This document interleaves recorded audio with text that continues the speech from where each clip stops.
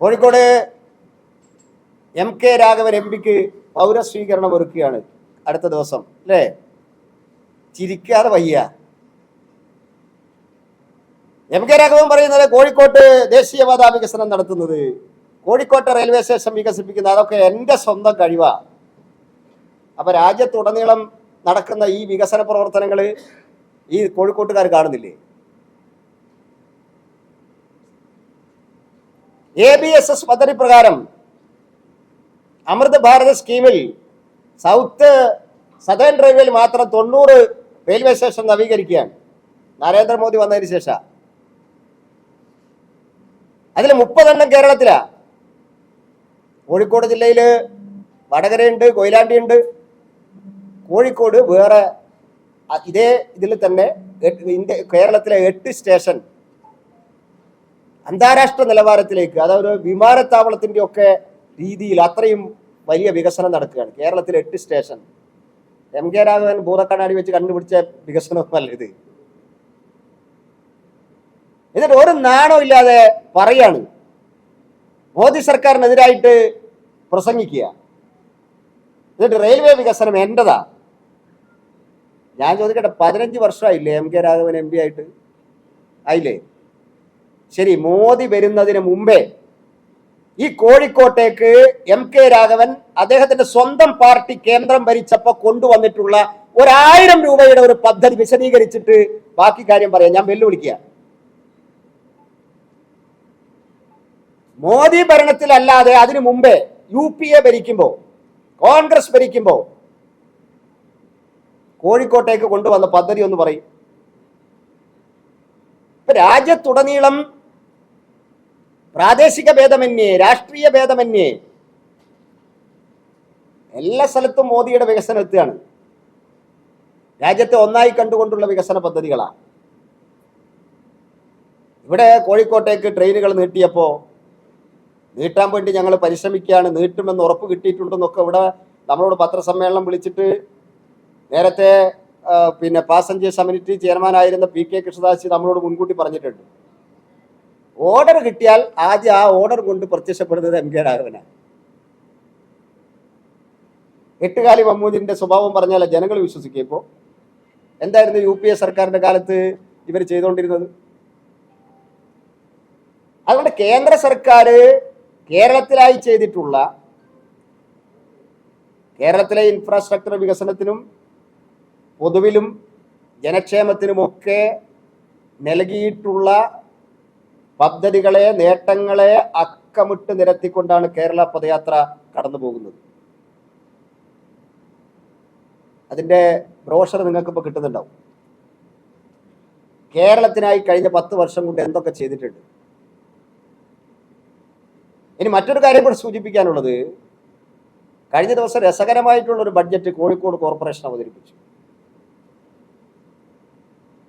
അമൃത് പദ്ധതി ഉൾപ്പെടെ 4 പ്രധാനപ്പെട്ട കേന്ദ്ര പദ്ധതികൾ ഒഴിച്ചാൽ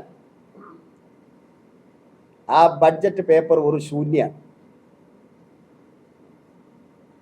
ഒന്നുമില്ല ആ ബഡ്ജറ്റിൽ. പക്ഷേ ആദ്യത്തെ ആമുഖം വായിക്കേണ്ടത് തന്നെയാണ്. ഇവരെന്തോ നിയമം പാസ്സാക്കുന്ന എന്തോ വലിയ സഭയാണെന്നാണ് കോഴിക്കോട് കോർപ്പറേഷന്റെ വിചാരം.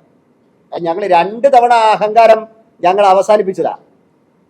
2 തവണ, ഒരു തവണയല്ല, 2 തവണ ഞങ്ങൾ ഹൈക്കോടതിയിൽ പോയി അതിൻ്റെ ഇത് മേടിച്ചിട്ട് അത് അവസാനിപ്പിച്ചതാണ്. നിങ്ങൾ ഇന്റർനാഷണൽ ബോഡിയൊന്നുമല്ല, നിങ്ങൾ നിയമം പാസ്സാക്കുന്ന ബോഡിയല്ല.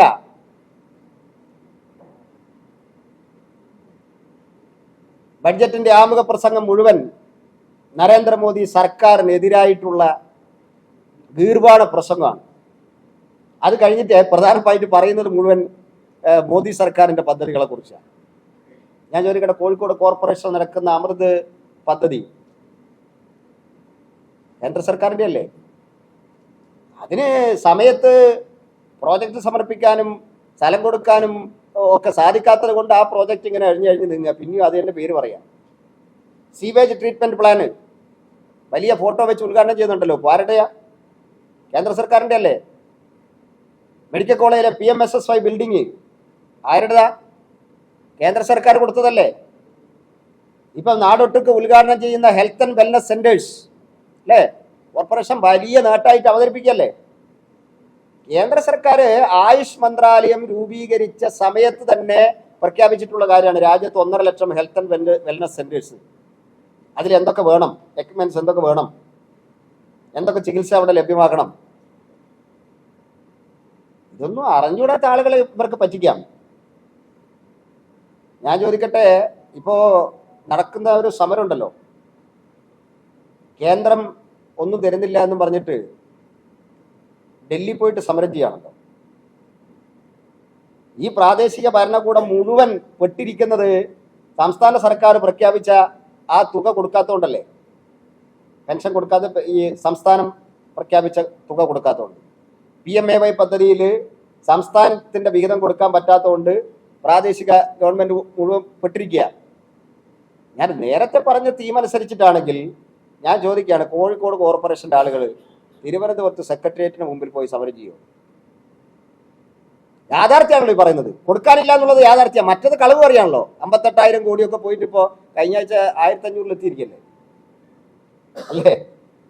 58,000 കണക്കൊന്നും 58,000 കോടിയുടെ കണക്കൊന്നും ആരും പറയുന്നില്ലല്ലോ. ഇപ്പൊ കടമാണ് എന്ന് പറഞ്ഞുകൊണ്ട് നിത്യോപയോഗ സാധനങ്ങളുടെ വില വർദ്ധിപ്പിക്കുക.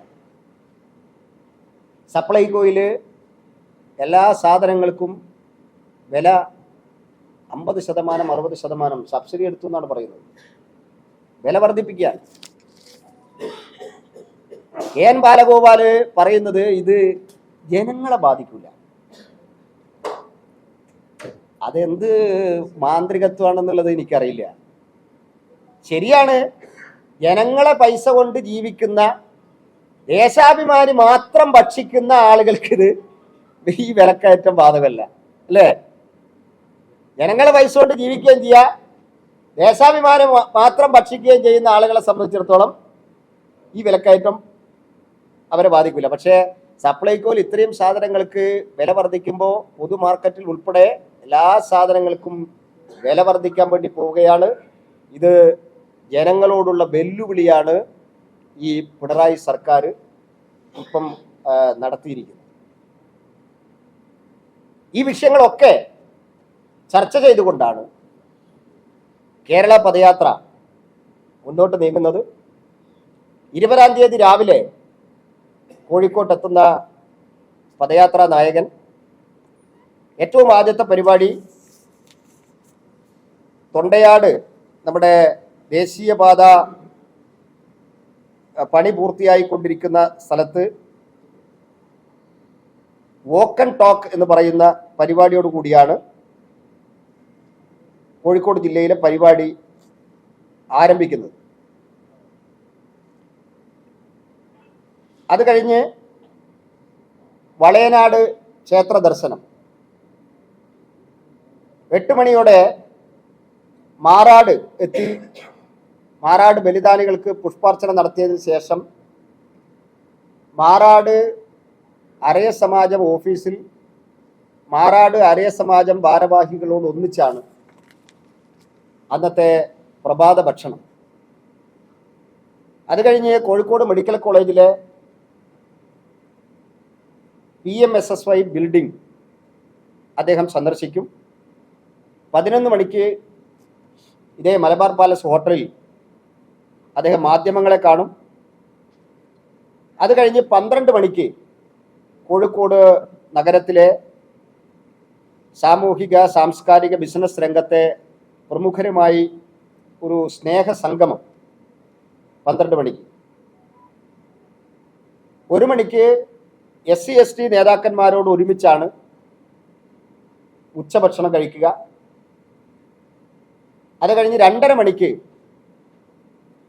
പാർട്ടി ഇപ്പോൾ ഒരു ന്യൂ ജോയിനിങ് എന്ന് പറയുന്ന ഒരു പ്രോസസ്സ് നടന്നുകൊണ്ടിരിക്കുകയാണ്. ഇതര പാർട്ടിയിൽപ്പെട്ട ആളുകൾ, നിഷ്പക്ഷരായിട്ടുള്ള ആളുകൾ, നിരവധി ആളുകൾ പാർട്ടിയിലേക്ക് വന്നുകൊണ്ടിരിക്കുന്നു. കേരളത്തിലുടനീളം, കോഴിക്കോട് ജില്ലയിൽ ഉൾപ്പെടെ വന്നുകൊണ്ടിരിക്കുകയാണ്. അങ്ങനെ പാർട്ടിയിലേക്ക് ഈ അടുത്ത കാലത്തായി വന്നതും പുതിയതായിട്ട് വരുന്നതുമായിട്ടുള്ള ആളുകളുടെ ഒരു നവാഗത സംഗമം 2:30 മണിക്ക് ഇവിടെ തന്നെ വെച്ചിട്ടുണ്ട്. അത് കഴിഞ്ഞ് 4 മണിയോടുകൂടി മുതലക്കുളത്ത് പൊതുസമ്മേളനത്തിൽ വെച്ച് പദയാത്രയുടെ ഉദ്ഘാടനം നടക്കും. ആ ഉദ്ഘാടനത്തിന് ശേഷം കല്ലായി റോഡ്, പന്നിയങ്കര, വട്ടക്കിണർ, മീൻചന്ത, അരീക്കാട് വഴി മോഡേൺ ബസാറിലാണ് അന്നത്തെ പദയാത്ര സമാപിക്കുക. കോഴിക്കോട് ഈ പദയാത്രയുടെ ഉദ്ഘാടനത്തിന് ഒരു ദേശീയ നേതാവ് തന്നെ പങ്കെടുക്കുമെന്ന് അറിയിച്ചിട്ടുണ്ട്. നാളെയും മറ്റന്നാളും നടക്കുന്ന ദേശീയ കൗൺസിൽ യോഗത്തിന് ശേഷം ആരാണ് എന്ന് അറിയിക്കുന്നുണ്ടായിരിക്കും.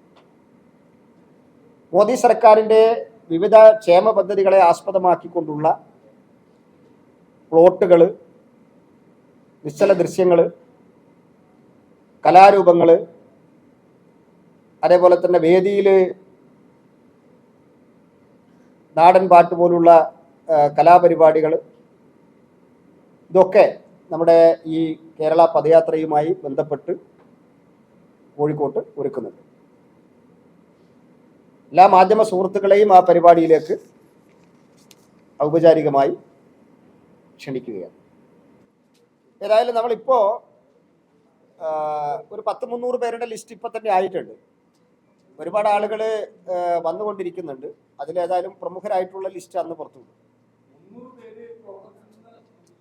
കോൺഗ്രസ് എന്ന് ഞാൻ പറഞ്ഞിട്ടില്ലല്ലോ, ഇതര രാഷ്ട്രീയ പാർട്ടികളിൽ നിന്നും നിഷ്പക്ഷരായിട്ടുള്ള ആളുകളുടെയും എല്ലാവരുടെയും ലിസ്റ്റാണ് പറയുന്നത്. ഇപ്പൊ തയ്യാറായിട്ടുണ്ട്. പ്രമുഖരുടെ ലിസ്റ്റൊക്കെ ഏതാണ്ട് ആ സമയത്ത് പുറത്തുവിടാം. കോൺഗ്രസ് എനിക്ക് അത് എന്താന്നുള്ളത് മനസ്സിലാക്കില്ല.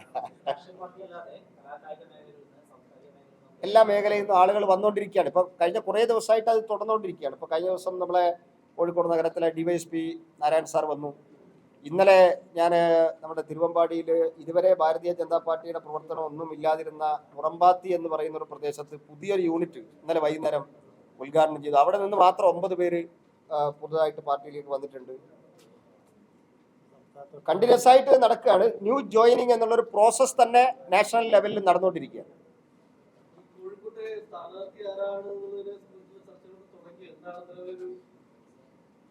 സ്ഥാനാർത്ഥി ആരാണ് എന്നുള്ളതിനെ സംബന്ധിച്ചൊക്കെ ഇന്റേണൽ ചർച്ചയൊക്കെ പൂർത്തിയായിട്ടുണ്ട്. സംസ്ഥാന അധ്യക്ഷൻ തന്നെ പറഞ്ഞു താമസിയാതെ സ്ഥാനാർത്ഥി പിന്നെ പുറത്തു വരും എന്നുള്ളത് കഴിഞ്ഞ ദിവസം പറഞ്ഞല്ലോ.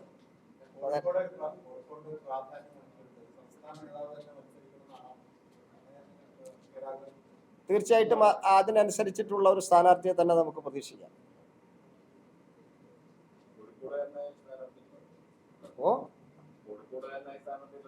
ലോകസഭാ തെരഞ്ഞെടുപ്പല്ലേ, ആ ചോദ്യത്തിന് പ്രസക്തിയില്ല. രാഹുൽ ഗാന്ധിക്ക് വയനാട്ടിൽ വന്ന് മത്സരിക്കാമെങ്കിൽ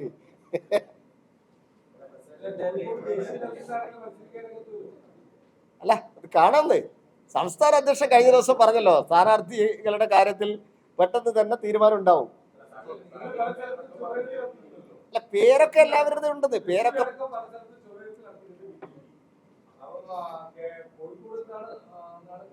അല്ല, അതില് രണ്ടാണ്. ഒന്ന്, നിങ്ങൾക്ക് എല്ലാവർക്കും അറിയാം, പൊളിറ്റിക്കൽ പാർട്ടി സ്ഥാനാർത്ഥിയെ പ്രഖ്യാപിക്കുന്നതോടുകൂടി മാത്രമേ അതിനെയൊക്കെ ഒഫീഷ്യൽ മാനം കൈവരുള്ളൂ. തൃശ്ശൂർക്കാർക്ക് സുരേഷ് ഗോപി വേണം എന്ന് ആവശ്യപ്പെടാം. ജനങ്ങളുടെ ആവശ്യമാണ് അത് പറയുന്നത്.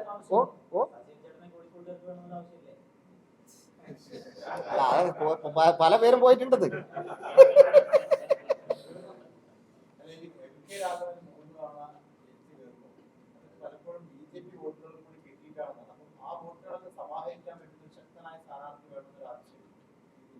അല്ല, അതില് നമ്മളിപ്പോ ഈ അഭിപ്രായങ്ങൾ രേഖപ്പെടുന്നു. പലപ്പോഴും യാഥാർത്ഥ്യവുമായിട്ട് ബന്ധമുണ്ട് എന്നുള്ള ഒരു തോന്നലിലാണ് വാർത്തകൾ പോകുന്നത്. ഇപ്പൊ കഴിഞ്ഞ ദിവസം നടന്നല്ലോ, ഒരു ആ സ്ഥലത്തിന്റെ പേര് പോലും എനിക്കറിയില്ല, അവിടെ BJP ഇല്ല. ഒരു സ്ഥലത്ത് ഗണപതി ഹോമം നടത്തിയപ്പോൾ BJPക്കാരാണ് ഗണപതി ഹോമം നടത്തിയതിന്റെ പേരിലാണ് നടത്തിയത്. സത്യത്തിൽ ഹീനമായിട്ടുള്ളൊരു പ്രവൃത്തിയാണ് ആ DYFIക്കാർ നടത്തിയിരിക്കുന്നത്. എന്താ, ഗണപതി ഹോമം നിരോധിച്ചിട്ടുണ്ടോ? പക്ഷെ വാർത്ത വന്നത് അങ്ങനെയാണ്. MK രാഘവന് BJPക്കാർ വോട്ട് ചെയ്യുന്നു എന്നുള്ളതല്ല. പ്രധാനപ്പെട്ട 2 കക്ഷികൾ മത്സരിക്കുമ്പോൾ ആ മത്സരത്തിനിടയിൽ ഒരുപക്ഷെ നിഷ്പക്ഷരായിട്ടുള്ള BJPക്ക് കിട്ടേണ്ടിയിരുന്ന ചില വോട്ടുകൾ കൈക്കലാക്കാൻ ചില തന്ത്രപരമായിട്ടുള്ള ചില സമീപനങ്ങൾ ഇവരെ നടത്തിയിട്ടുണ്ടാവാം. പക്ഷേ ഇപ്പം ഞാൻ പറയാണ്, അങ്ങനെ ഒരു വോട്ടും ഈ തവണ പോവില്ല, ഒരു സൗജന്യവും ഈ തവണ ഇല്ല.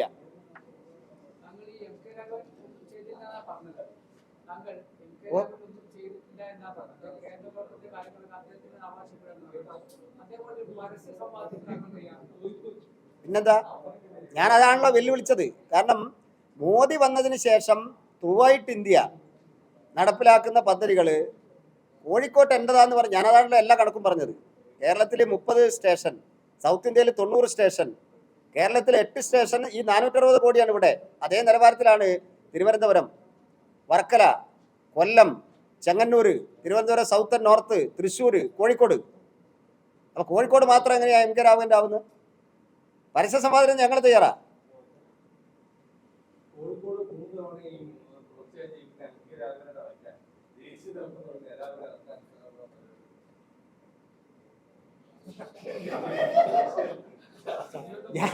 ഞാൻ നേരത്തെ തന്നെ പറഞ്ഞു, കേരളത്തിൽ കേരളം കോഴിക്കോട് എന്നുള്ള കൺസെപ്റ്റ് ഒന്നും വികസന കാര്യത്തിലും ബി ജെ പിക്കില്ല, സ്ഥാനാർത്ഥിയുടെ കാര്യത്തിൽ അപ്പോൾ തീരെ ഉണ്ടാവില്ലല്ലോ.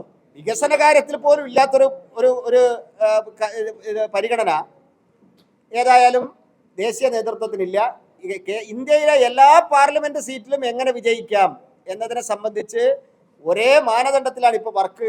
ഇന്ത്യ രാജ്യം മുഴുവൻ ആ ട്രെൻഡ് സെറ്റ് ചെയ്യുന്നല്ലേ. മോദിജി വീണ്ടും വരികയാണ് കേരളത്തിലേക്ക്, 27-ാം തീയതി വീണ്ടും വരികയാണ്. ട്രെൻഡ് സെറ്റ് ചെയ്യുന്നത് ഇന്ത്യ, ത്രൂ ഔട്ട് ഇന്ത്യയാണ്. സ്ഥാനാർത്ഥിനെ നിർണ്ണയിക്കുന്നതും ഡൽഹിയിൽ നിന്നാണ്. തീർച്ചയായിട്ടും ഉണ്ടാവും. അതൊന്നും പറയാം, എനിക്ക് ഇപ്പൊ പറയാൻ പറ്റില്ല എന്ന് പറഞ്ഞു.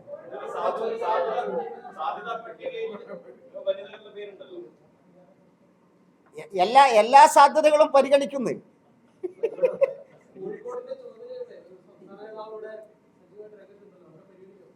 എല്ലാവരും ഉണ്ട്. ഈ നിങ്ങൾ കഴിഞ്ഞ ദിവസങ്ങളിൽ പത്രത്തിൽ എഴുതിയ എല്ലാവരും ചുമതലക്കാർ തന്നെയാണ്. ഈ മേഖലയുടെ ക്ലസ്റ്റർ എന്ന് പറഞ്ഞിട്ട് ഓൾ ഇന്ത്യ തലത്തിൽ നിന്ന് തിരിച്ചിട്ടുള്ള ഒരു ഇതുണ്ട്. 4 പാർലമെന്റ് മണ്ഡലങ്ങളുടെ ക്ലസ്റ്റർ ടീം എന്നാണ് പറയാം. അതിന്റെ ചാർജ് പി കെ കൃഷ്ണദാസനാണ്. ഈ മേഖലയുടെ ചാർജ് വഹിക്കുന്നത് സംസ്ഥാന ജനറൽ സെക്രട്ടറി എം ടി രമേശാണ്. കോഴിക്കോട് ജില്ലയുടെ പ്രഭാരി ശോഭാ സുരേന്ദ്രനാണ്. അങ്ങനെ ഒരു കാര്യം മാത്രമല്ല, എല്ലാറ്റിലും കോഴിക്കോടുമായിട്ട് ബന്ധമുണ്ട്. ആരെ സാധ്യതയും തള്ളിക്കളയുന്നില്ല ഞാൻ.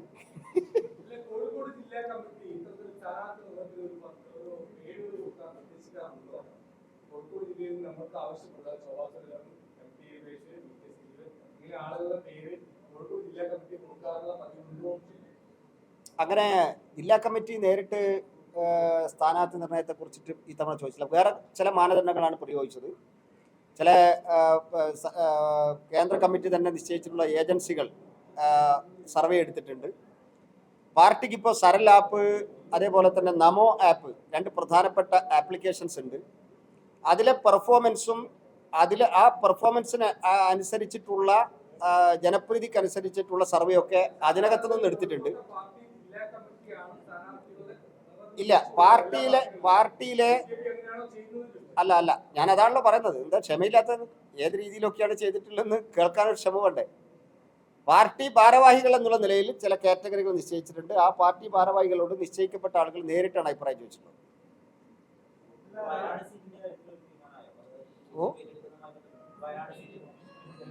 ഒക്കെ സംസ്ഥാന ചെയർമാനോട് ചോദിച്ചു. ഞാൻ ജില്ലാ ചെയർമാൻ.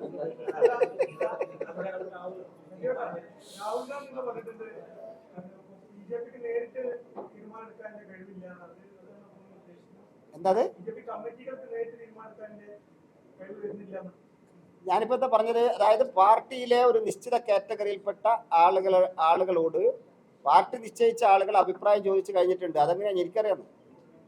അത് പാർട്ടിയല്ലേ. പകുതി കേട്ടിട്ട് നിങ്ങൾ എഴുതരുത് കേട്ടോ.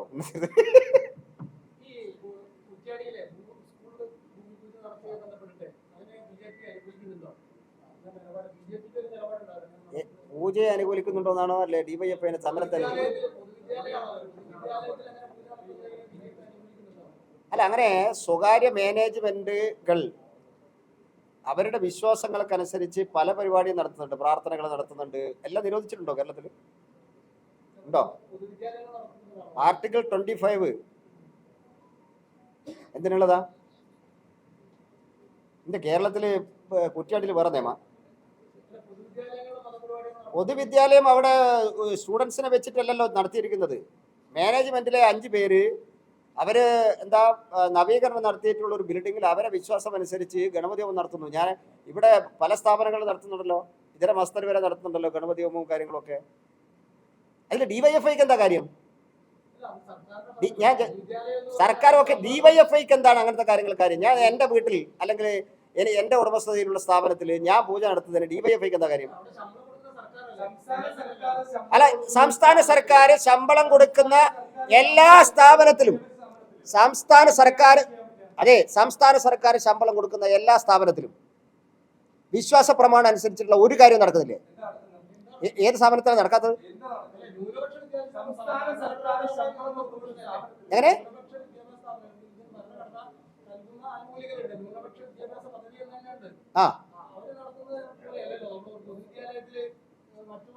അതിനെയാണ് നമ്മൾ എതിർക്കുന്നത്. ഭൂരിപക്ഷത്തിനും അതേ അവകാശമുണ്ട്. ഭൂരിപക്ഷത്തിനും വിശ്വസിക്കാനുള്ള അവകാശമുണ്ട്.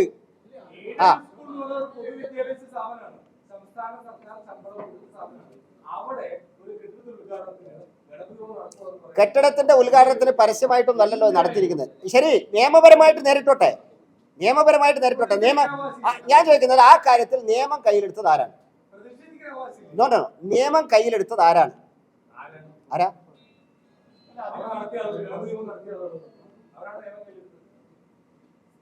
നിങ്ങൾ ഈ നാട്ടിലെ ജനങ്ങൾ അതെ അത് പൊതു ചർച്ചയ്ക്ക് വിധേയമാക്കുകയാണ് നിങ്ങൾ എഴുതും അത് പരസ്യമായിട്ട്. നിയമം കയ്യിലെടുത്തത് മാനേജ്മെന്റ് ആണെന്ന് പരസ്യമായിട്ട് എഴുതും. നിങ്ങൾ കഴിഞ്ഞ ദിവസം എഴുതിയ പോലെ ജനങ്ങൾ ചർച്ച ചെയ്യട്ടെന്ന്. എയ്ഡഡ് സ്കൂൾ ആയാലും എന്തായാലും ഡിവൈഎഫ്ഐ പാതിരാത്രിയിൽ അവിടെ കയറി വന്ന് പൂജ തടസ്സപ്പെടുത്തി അവിടെ ഇരിക്കുന്ന ആളുകളെ കയ്യേറ്റം ചെയ്യാൻ അതിന് നിങ്ങൾക്ക് എന്താ എതിർക്കാത്തത്? എന്താ പാതിരാത്രി എടുത്തതാ? എപ്പോഴാ നടത്തിയത് പറയൂ. എനിക്കറിയില്ല. അങ്ങയുടെ അത്ര വിവരം എനിക്ക് ഗണപതി ഹോമത്തെ കുറിച്ചില്ല. പറയൂ ഏതൊക്കെ സമയത്താണ് ഗണപതി ഹോമത്തിന് പറ്റിയ സമയമൊന്ന് പറയൂ. അങ്ങേ ഗണപതി ഹോമത്തിന് പറ്റിയ സമയം പറയൂ. വെറുതെ എന്തെങ്കിലും പറയില്ല.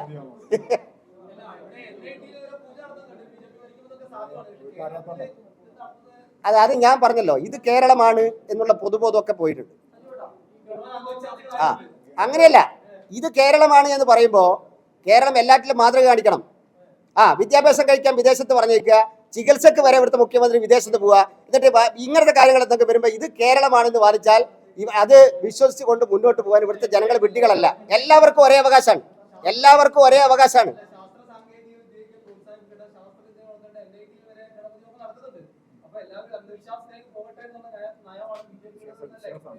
അല്ല, അതൊന്നും ഇനി വിജയിക്കാൻ വേണ്ടി പോകുന്നില്ല. ഈ സർക്കാർ വന്നതിന് ശേഷം ആവശ്യമായിട്ടുള്ള വിദ്യാഭ്യാസ സ്ഥാപനങ്ങൾ കൊടുത്തിട്ടുണ്ട്. 16 എയിംസ് വരെ തുടങ്ങിയിട്ടുണ്ട് രാജ്യത്ത്. ഈ കള്ളപ്രചരണം ഒന്നും ഇനി ആളുകളെ വിശ്വസിക്കാൻ വേണ്ടി പോകുന്നില്ല.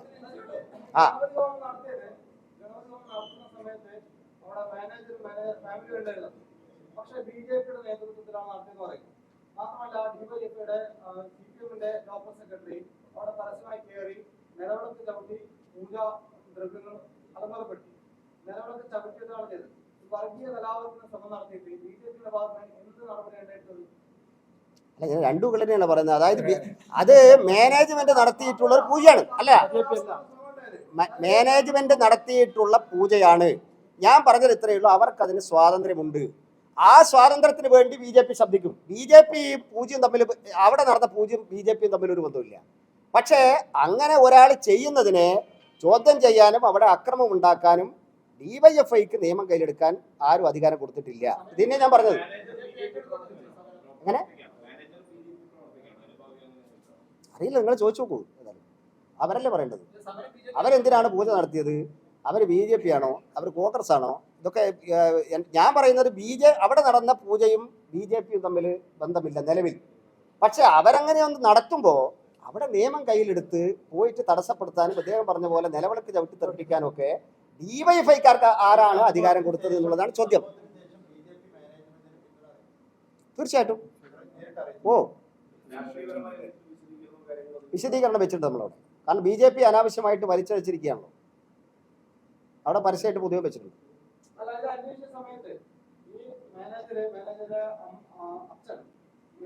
അവിടെ CPM-ന്റെ ബ്രാഞ്ച് സെക്രട്ടറി ആയിരുന്നു. ഈ ഫാമിലി CPM-ന്റെ കുടുംബമാണ്. അപ്പൊ അത് BJP അന്വേഷിച്ചിട്ടില്ല. അല്ല, അങ്ങനെയല്ല, നമ്മളതൊക്കെ അന്വേഷിച്ചു. CPM-ഉം ആ മാനേജ്മെന്റും തമ്മിലുള്ള വിഷയം എന്ന് പറയുന്നത് സ്കൂളിന്റെ ഉടമസ്ഥതയുടെ കാര്യത്തിൽ നേരത്തെ കേസ് നടന്നിരുന്നു. കേസ് നടന്നിട്ട് CPM-ന്റെ കമ്മിറ്റിക്ക് അധികാരമില്ല, അവകാശമില്ല എന്ന് കോടതി വിധി സമ്പാദിച്ച് മാനേജ്മെന്റ് മുന്നോട്ട് പോവുകയാണ്. അതിനുള്ള ചൊരുക്ക് തീർക്കാനാണ് ഈ പരിപാടിയൊക്കെ നടത്തിയെന്നുള്ള ആ നാട്ടുകാർക്കറിയാം. പക്ഷെ അതിനകത്തേക്ക് BJP-യെ വലിച്ചെടുക്കുകയാണ്. അവിടെയാണ് ഞാൻ പറഞ്ഞത്. ആ മാനേജ്മെന്റ് BJP അനുഭാവികളാണോ കോൺഗ്രസ് ആണോ എന്നുള്ള ചോദ്യം അവിടെ ഒതുക്കുന്നില്ല. വിഷയം ഗണപതി ഹോമം അവിടെ നടക്കുമ്പോൾ അവരെ മാനേജ്മെന്റിലെ ആളുകൾ മാത്രം ഒരു ഗണപതി ഹോമം നടത്തുമ്പോൾ അവിടെ ഇടിച്ചു കയറി നിലവിളക്ക് ചവിട്ടിത്തെറിപ്പിച്ച് അത് തടസ്സപ്പെടുത്താൻ നിയമം കയ്യിലെടുക്കാൻ DYFIക്ക് എന്താണ് അധികാരം? പ്രശ്നം ആ നാട്ടുകാർക്കറിയാം. ആ പ്രശ്നം മാനേജ്മെന്റിന്റെ ഉടമസ്ഥതയുമായിട്ട് ബന്ധപ്പെട്ടിട്ടാണ്. ആ തർക്കം നേരത്തെ നിലനിന്നിരുന്നു. കോടതി വിധി വന്നതാണ് ഇവരോട് തന്നെ തുടരാൻ. ഇപ്പോൾ ഉള്ള മാനേജറുടെ അച്ഛനാണ് ആ സ്കൂൾ സ്ഥാപിച്ചതെന്നാണ് ഞാൻ മനസ്സിലാക്കുന്നത്. പൂർണ്ണമായിട്ടുള്ള അവകാശം ഇവർക്ക് തന്നെ ലഭിച്ചിട്ടുണ്ട്. ഒരു പൊളിറ്റിക്കൽ പാർട്ടിക്ക് അവർ വിചാരിച്ച കാര്യം നടക്കാത്തതിന്റെ ചുരുക്ക് തീർക്കാൻ വേണ്ടി എന്തെങ്കിലും ചെയ്യുകയും അതിനെ ന്യായീകരിക്കാൻ വേണ്ടി അത് BJP-യാണ് പൂജ നടത്തിയത് എന്ന് പറഞ്ഞ് ഒരു കഥ ഉണ്ടാക്കുകയും ആ കഥ ഈ നാട്ടിലെ മാധ്യമങ്ങൾ ഏറ്റെടുക്കുകയാണ് ആ വിഷയത്തിൽ ചെയ്തിട്ടുള്ളത്. ഒരു കാര്യം അന്വേഷിച്ചില്ല, മാനേജറോട് ചോദിച്ചിട്ടില്ല, BJP-യോട് ചോദിച്ചിട്ടില്ല. വാർത്ത കൊടുക്കുമ്പോൾ DYFIക്കാർ കൊടുത്തൊരു വാർത്ത അപ്പം തന്നെ അങ്ങനെ തന്നെ കൊടുക്കുകയാണ് ചെയ്തിട്ടുള്ളത് ആ വിഷയത്തിൽ. ഓ, ഞാൻ മനസ്സിലാക്കുന്നത് പിന്നെ അവിടെ ഈ നിലവിൽ ഈ ഇതിന് നേതൃത്വം കൊടുത്ത ആൾ അച്ഛൻ അദ്ദേഹത്തെ കയ്യേറ്റം ചെയ്തു എന്ന് പറഞ്ഞിട്ട് കേസ് കൊടുത്തിട്ടുണ്ട്. അവിടെ വനിതകൾ ഉണ്ടായിരുന്നു. ഈ അതിക്രമം നടത്തിയതിനും അദ്ദേഹത്തെ ശാരീരികമായിട്ട് ആക്രമിച്ചതിനും അവർ കേസ് കൊടുത്തിട്ടുണ്ടെന്നാണ് ഞാൻ മനസ്സിലാക്കുന്നത്. ആ, പരാതി ഇന്നലെ കൊടുത്തിട്ടേ ഉള്ളൂ, എടുത്തിട്ടോ എന്നുള്ളത് അന്വേഷിക്കാം. ആ,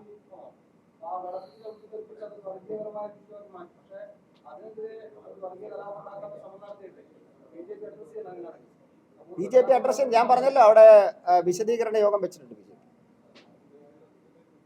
എല്ലാവരും പ്രതികരിച്ചിട്ടുണ്ടല്ലോ, സംസ്ഥാന അധ്യക്ഷൻ ഉൾപ്പെടെ പ്രതികരിച്ചിട്ടുണ്ടല്ലോ. BJP-യുടെ സംസ്ഥാന അധ്യക്ഷൻ പ്രതികരിച്ചിട്ടുണ്ട്, സംസ്ഥാന ജനറൽ സെക്രട്ടറി പ്രതികരിച്ചിട്ടുണ്ട്. ഞാൻ അപ്പം തന്നെ പ്രതികരിക്കുകയും ചെയ്തിട്ടുണ്ട്. അത് ആ വാർത്ത കൊടുത്ത മീഡിയക്കാരുമായിട്ട് പേഴ്സണലായിട്ട് സംസാരിച്ചിട്ടുണ്ട്. നമ്മൾ അവിടെ വിശദീകരണ യോഗം വെച്ചിട്ടുണ്ട്.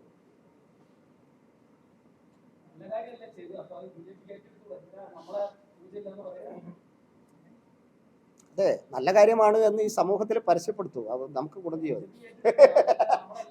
ഞാൻ സത്യസന്ധമായിട്ട് പറയുകയാണ്.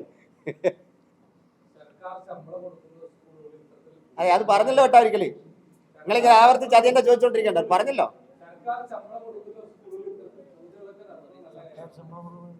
നിയമം ഉണ്ടോന്നുള്ള എന്റെ ചോദ്യം. നിങ്ങൾക്ക് തോന്നലല്ലോ, നിങ്ങളെ തലയിൽ ആള് താമസം ഉണ്ടാകുമ്പോൾ ഇത് തെറ്റാന്ന് പറഞ്ഞിട്ട് അപ്പാട് സംഘടിച്ചിട്ട് അക്രമം നടത്തലല്ലോ. ആ ചോദ്യം അത് തന്നെയാ. നിങ്ങൾ 1000 ചോദ്യം ചോദിച്ചാൽ എന്റെ ഉത്തരം ഇത് തന്നെ. നിങ്ങളെ സംതൃപ്തിപ്പെടുത്താനാവില്ല. നിങ്ങളെ സംതൃപ്തിപ്പെടുത്താനാവില്ല.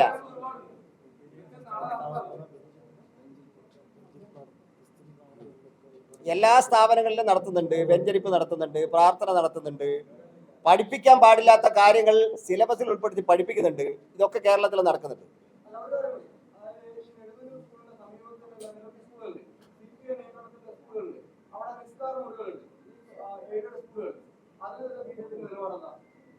അല്ല, നമ്മൾ ഇപ്പൊ നേരത്തെ ഇവിടെ പറഞ്ഞതുപോലെ ഭരണഘടനയും നിയമവും അനുശാസിക്കുന്ന തരത്തിൽ കാര്യങ്ങൾ നടത്തുമ്പോൾ അതിനെ എതിർക്കലല്ല, ഒരു വിഭാഗത്തിന്റെ അവകാശത്തെ ഹനിക്കുന്നതും ഒരു കൂട്ടര് നിയമം കയ്യിലെടുക്കുന്നതിനെതിരായിട്ടാണ് നമ്മൾ പറയുന്നത്.